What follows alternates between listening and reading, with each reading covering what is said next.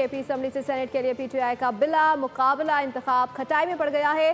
PTI की covering उम्मीदवार अकड़ गई हैं। कागजात नामजदगी वापस लेने से इनकार कर दिया। खुर्रम ज़रशान, इरफान सलीम और वक्कास औरंगज़ई कहते हैं कि मुकाबला जरूर होगा। मुकाबले की सूरत में हुकूमत और अपोजिशन के दरमियान 5 से 6 सीटों का मुआहदा खत्म होने का इम्कान है। नाराज उम्मीदवारों को इतवार से पहले कागजात नामजदगी वापस लेने की हिदायत की गई है।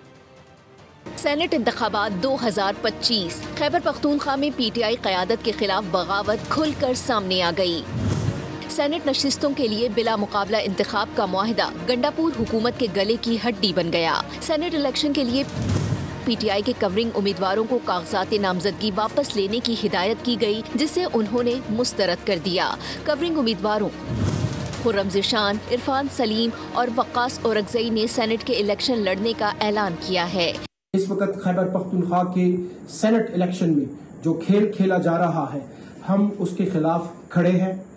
हम उस इलेक्शन के खिलाफ जो गठजोड़ है, लोगों को सेनेट में लाने के लिए उस गठजोड़ के खिलाफ भरपूर तरीके से खड़े हैं। सेनेट की सीट मेरे पांव की जूती पर दस्तबरदार नहीं होऊंगा। मुझे भले एक वोट भी ना दें, लेकिन मैदान नहीं छोड़ूंगा। हम नहीं झुकेंगे, किसी सूरत नहीं झुकेंगे। इंशाल्लाह हम लड़ेंगे, हम खड़े रहेंगे, हम कभी भी अपना सर नहीं झुकाएंगे।